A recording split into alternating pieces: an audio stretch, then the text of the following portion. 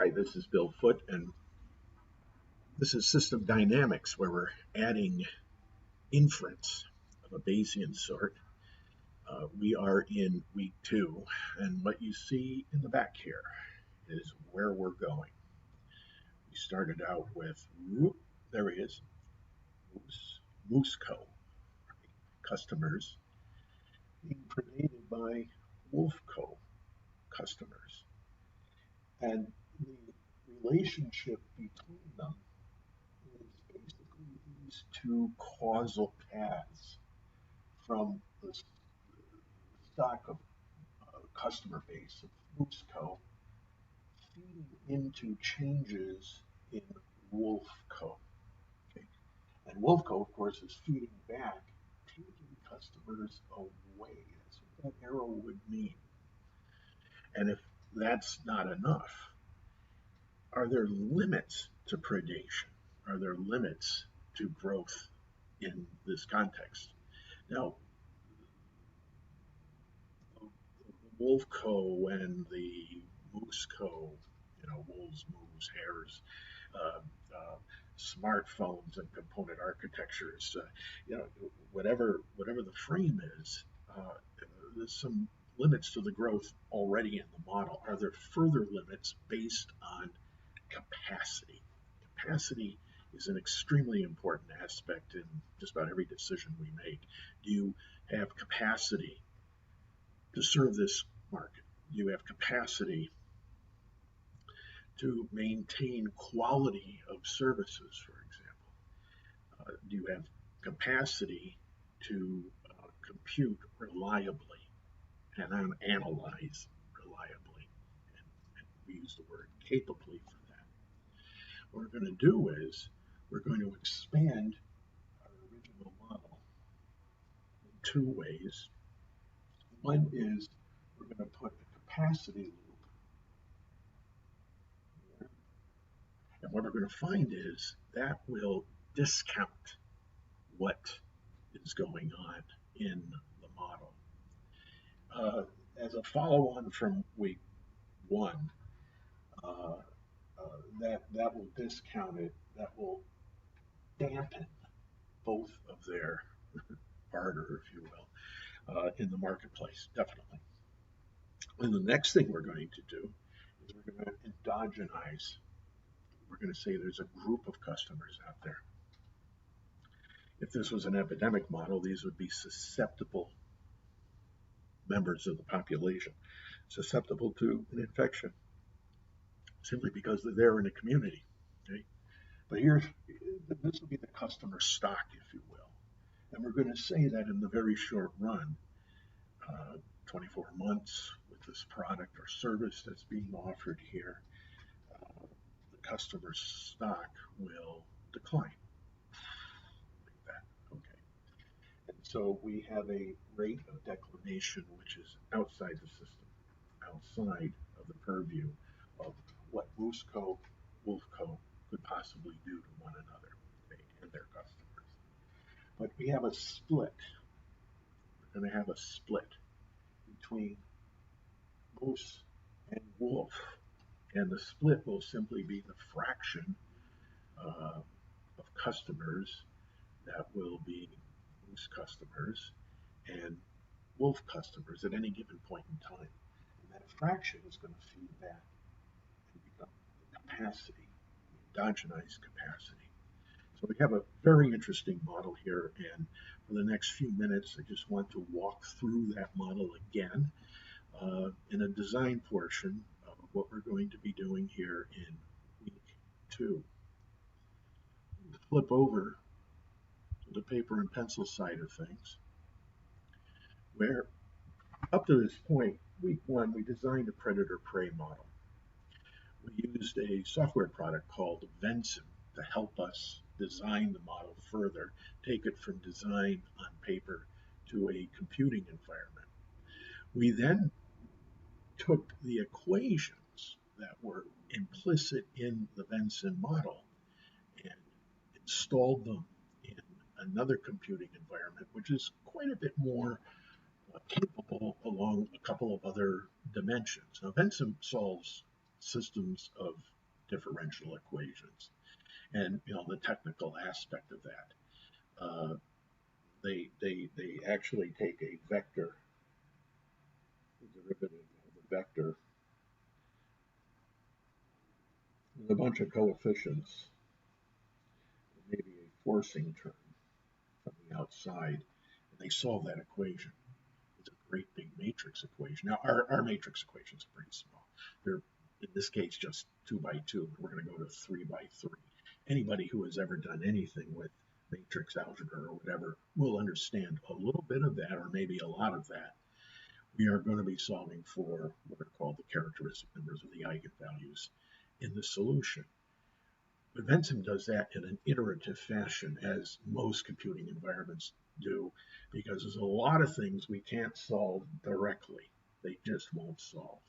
They're either very nonlinear or have some characteristics inside them that make it very unstable, which is an interesting problem in and of itself.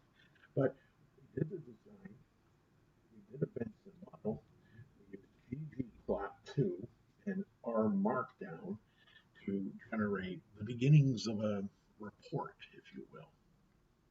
Now, week 2, okay, we're going to put a squiggly line, technical term for we're going to interact with one another. Week 2, we're going to use something called limits of growth, and then we're going to endogenize the limitations. We're again going to use Vensim, and we are going to expand our modeling of R to using an industry grade ordinary differential equation solver. What's inside of it? But the extra wrinkle, other than the limits to growth, as this is week 2, is we're going to put statistics into the mix. And we're going to use R to do that. We're going to create a generative model. Basically, it creates synthetic data. Vensim can also do the same thing. But we're going to look at inference from the point of view. I'll just give you a preview where we're going with it. Shuffling of the paper in the background. And we're going to look at this. We're going to go through what is called a grid approximation. We're going to come up with hypotheses. We're going to come up with data. We're going to mash the two together in a very creative and interesting way, I think. It's called a hypothetical objective approach. And we're going to come up with a plausibility index for each of the hypotheses that we got. That's inference. When you get down to that, okay? That will be inference. We have an approach up here where we pose the question already. We've actually formed hypotheses. Remember, from week 1, put a moniker on that right up here. We asked the question. We came up with things about the question before cause analysis. And we further worked that out into a closed loop diagram, leading up to a stock flow diagram. This is where we wanted to go all along, because the stock and flow are equations. Now, these are not impossible equations. We then solve these in R.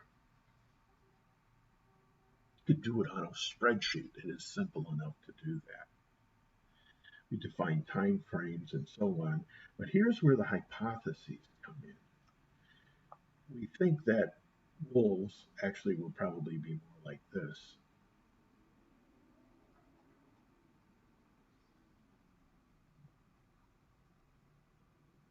They will move up and down with the population of moose. And these, remember, in our context right now, are whatever context you want. There's a interesting model in the state of New York, United States, called employment at will, where the corporation incorporated under the laws of federal and state laws, can at any time without cause dismiss an employee. Then you're, you know, two very strong security guards take you by the elbows and move you out with a box. Someone else is going to follow with the box of your goods, and that's it. You're, Nobody has to tell you why. Nobody has to do anything. You're just out. You just thank you.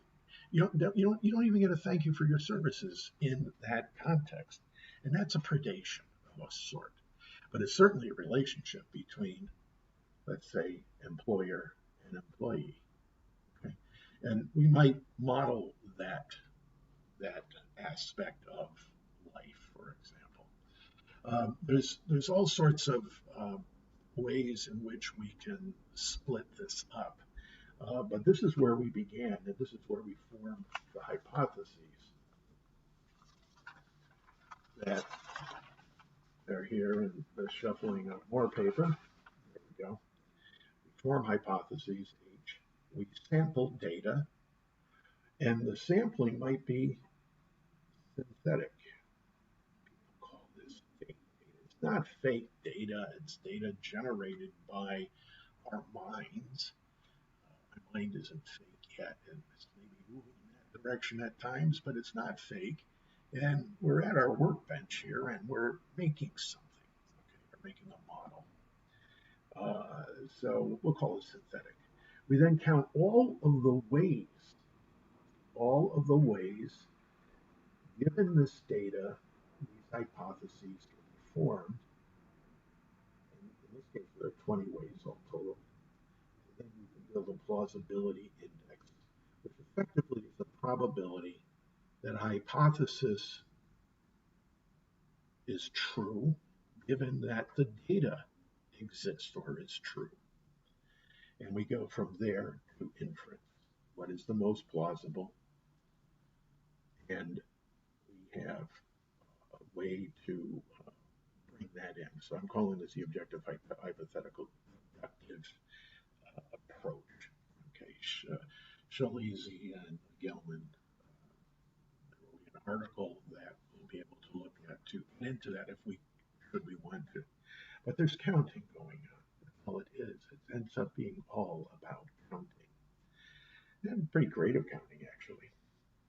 Um, so, and a story behind it as well. Okay, we will be doing all of that later this week. Expect that. Today is Tuesday. Expect that by Friday, because we need to get into it, and we can put all of this in R. And that's where we're going to go with that. Yeah, so, and what can you expect in week 3? More of the same. We're going to tweak the model a little bit. We're going to use Vensim in the background and read a Vensim model into R. There's a package. We have 2 packages here. We're also using something called the tidyverse. That's where ggplot2 comes in. And we're going to do a little bit of data manipulation with the tidyverse. Plus something called read SDR. That'll be able to read a Vensim model into a format which DE solves, the differential equation solver, will be able to understand. And that goes back to Jim Duggan's book.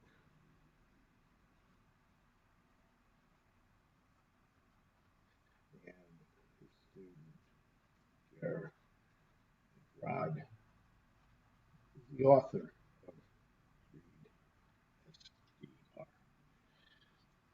Okay.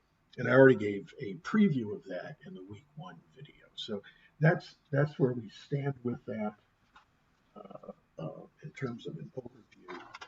I want to go directly to our model because we've already come up with a design, and choose your own design for your own, whatever you want to call a moose or a wolf. The equations, all of this will remain the same. The models are what we call isomorphic. They're going to have the same shape as we go through under different stories. Okay, the particular stories will change the interpretation of what these shapes mean to us. This is something we're able to do as human beings. Um, Hopefully, it will give us some joy in doing that. Will help us understand and provide more insight. But basically, it goes right back to the four clauses. What is the final or end? What's the shape? And you can see it's us and them in this particular one. What kind of resources do we need to breathe some particular life into this? And then what can we as managers do about it? That's the efficient cost.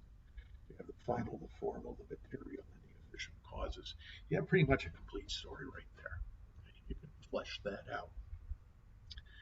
And as the songwriters say, put a hook in it. Okay. um, and then we went through our whole process, coming up with finally a system check. But the model we came up with was this, where we have a flow, a stock, and an auxiliary variable. We're getting very technical about the construction of our model and the artifact that our model is. We have flow valves on either side of a stock. Flow valves here, either side of this stock. And we have auxiliary variables, the initial values that we start our simulation with. We have acquisition and switching rates. This is a marketing model, kind of, not kind of, it is a diffusion model. Um, um, the epidemic models that we have come up with for Ebola and certainly COVID 19 and the other SARS that came out, all the flu models all have these aspects to them. And we can build such a model very straightforward way. When you start linking this up here, then you begin to see the susceptible, infected, recovered, hospitalized compartments, and these are called compartment models in that lingo. But my point is, we have this basic model, and we came up with some very interesting dynamics. Okay, we actually parameterized the rates, 50%. Okay. In the original model, this is rabbits, and these are cats, lynx, Canada lynx, lynx canadensis. And these are shoe, uh, snowshoe rabbits. Verhulst, Latka, Volterra, all thinking about interactions. And that's where we want to be too. To me, that's more the height of where we need to be. Well, if we take that model and do a couple of things, this is the standard story that's inside of um, Duggan's book, chapter 3, where we have a stock, a flow, and we have the normal accumulation or decumulation of the stock in the flow. And we add this extra loop in, and this becomes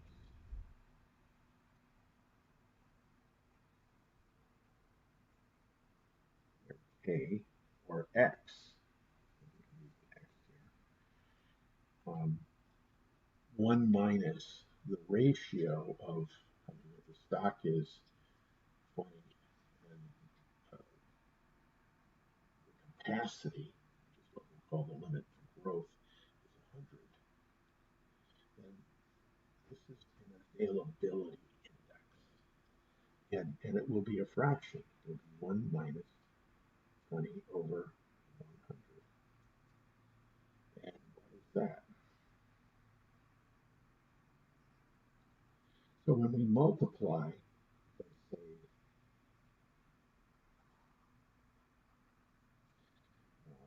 we have a growth rate of 10%,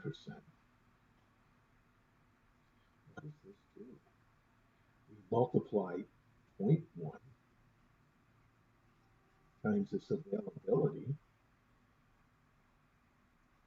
times the stock, what we have done is we have discounted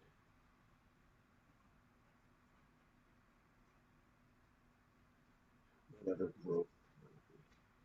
So if the growth looks like this,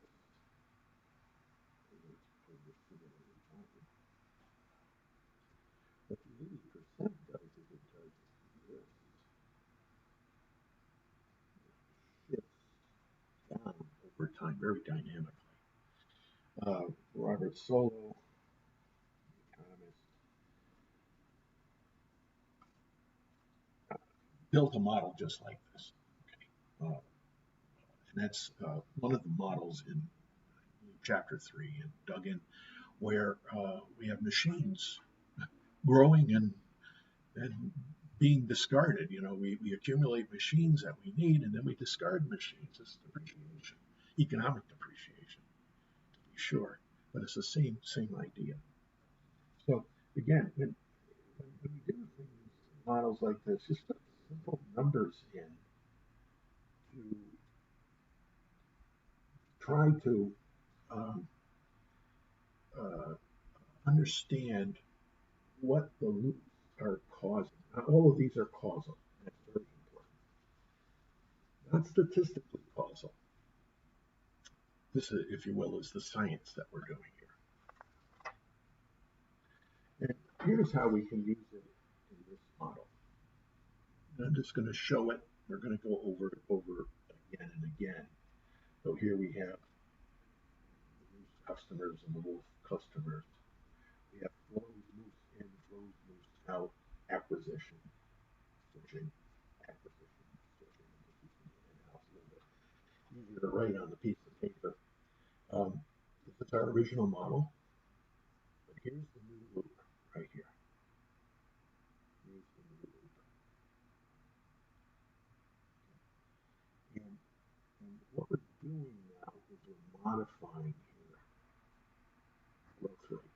The modification is that 1 minus moose over capacity of mooses. Okay. This is the wild. The capacity will be governed by how much vegetation they need um, in order to survive and live. How many hectares of vegetation of a particular kind, which is why animals migrate. That's why humans migrate, even to find a place where we can grow our families. Um, Same initial. Oop, didn't have an initial over here. Let's put that in to be complete. There we go. And similarly for the wolf, there's a limit to the growth of the wolf. Okay, it's a discounting. This takes maybe a 50% and marks it down to 40%. Okay? So what we should expect is a dampening of those original peaks. We originally had something like this.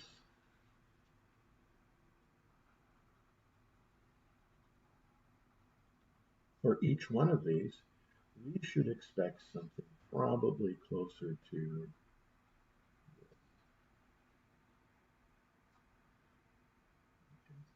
this. And in fact, we build models just like this to model how to make a trend, okay, which is another interesting topic that we will get to. Week 6. Don't tell anybody. All right, and here are the equations. Big surprise is this. Same equation as before. You can use t or t minus 1, t or t plus 1. And the big surprise is here. So up here we get a discounting from here. Okay, that's the in, that's the out. So notice that's mt squared. Okay, it's quadratic behavior now. Quadratic means possibly steeper increasing or steeper decreasing. Right? In this case, it's going to be a bit of a decrease because this is a number between 0 and 1. This is a number between 0 and 1. Multiply those together, they're an even smaller number between 0 and 1. There we go. And that's what quadratic does. Here we have the interaction. Now notice there's no further interaction except here. Notice that this is a very interesting interaction. We have W squared E MT. Much more complicated dynamic going on down here. Not horribly complex. Okay, so that's where we're going. We're going to put this in the Benson, and we're going to take these same equations and put them into R and continue to grow our facility with building models on these platforms. I assume everybody knows how to use a paper and pencil. Okay, but here is the trick of the day. What happens when you take the same one?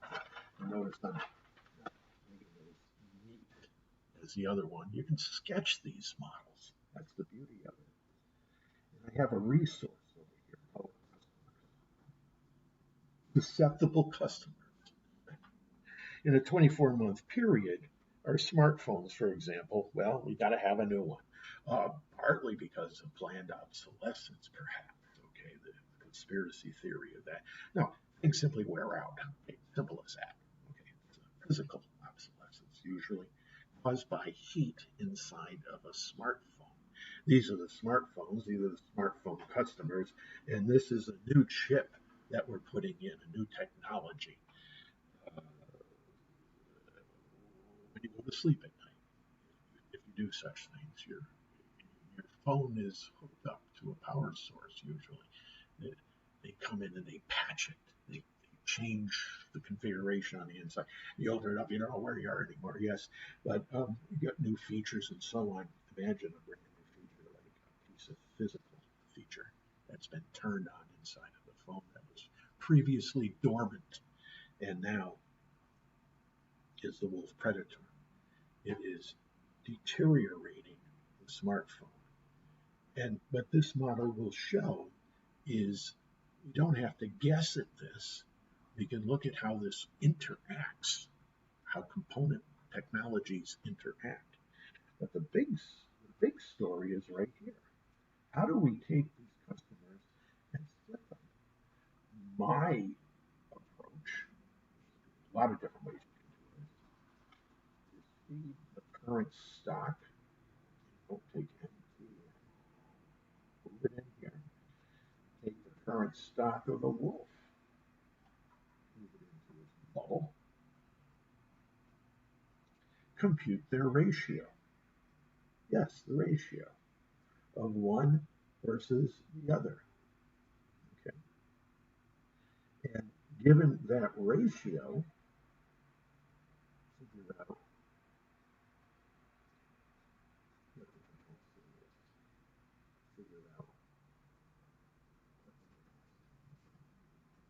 there's a lot of ways of doing this, and we're going to play with a couple of ways in Venson. But this is a way to bring in a richer story about population growing and declining, perhaps, um, probably declining. In the short run, this growth rate might be 0. Okay. In the long run, it's going to grow for a particular product line, for example, or service provision. That's another way of thinking about this. Or this could be hours worked, and this could be quality of work.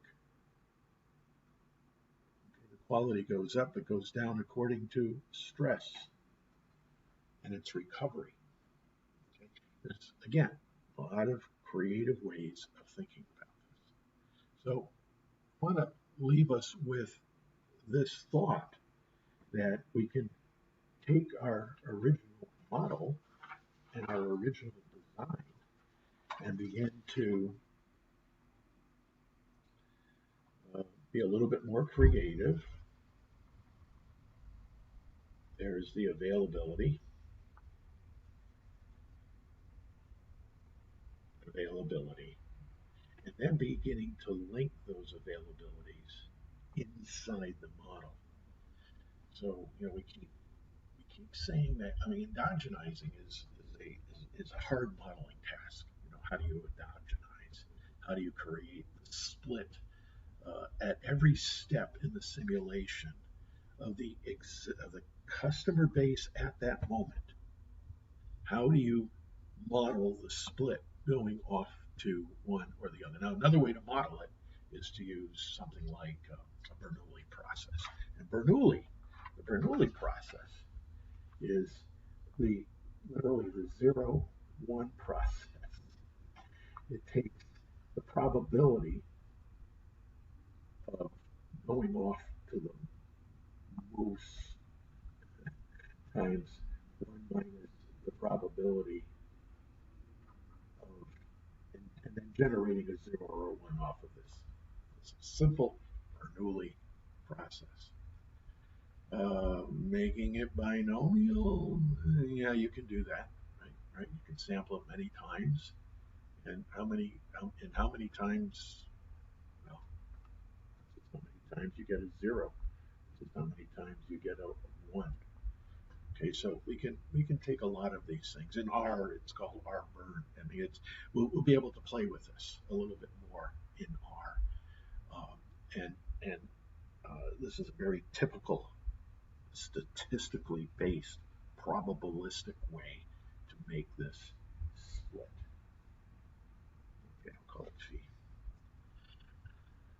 Okay, I'm going to leave you with that and read chapter 3 of Duggan.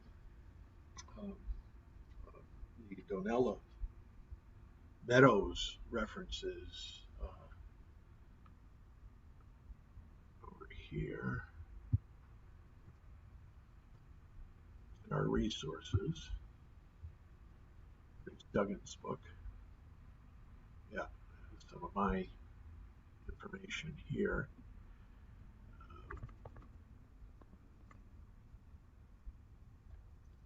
And for the entire complex here,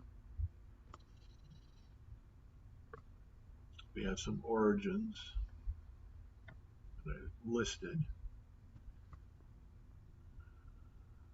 and limits to growth are in all of these, absolutely all of these. And if you wanted to, and I hope you've gone into the basics just out of curiosity, perhaps, and looked at some of these resources, system archetypes, and so on. Donella Meadows, her Thinking in Systems, a primer, is right, easier to read. Certainly, it's technical enough, and it has all the equations in it and all the drawings, but it has the thought process behind it. That's the thing to get from Donella, especially the thought process. What does it mean, and why are we putting it together? So, on that happy note, I'm going to leave you with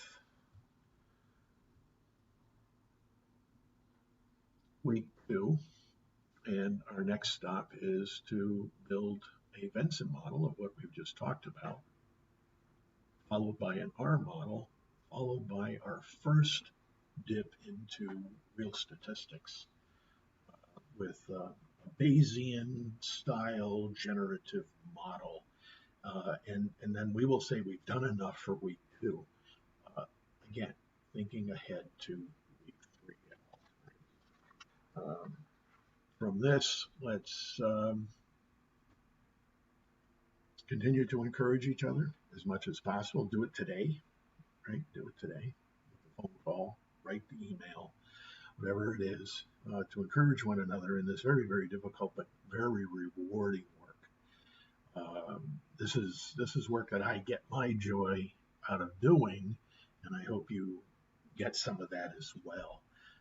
It's an exciting work, and it's worth the frustration. And I know if I'm not frustrated, I'm probably not learning very I'm not trying hard enough, because it pushes you into some uncomfortable places. Uh, get familiar with and get used to making these kinds of graphs. I have used them with great success over the years with clients. It's a picture, okay? It's a picture, draw pictures as much as possible. And this is a cartoon version of a model, if you will, okay? The graphic novel of the model, if you will. So with that, thank you for your very kind attention, and a lot more to learn, ever more to learn on our journey together. And again, thank you, and see you in episode 2 of this week with the Benson. That won't be too long because we're going to be repurposing a model, so this will be a little bit shorter. Take care.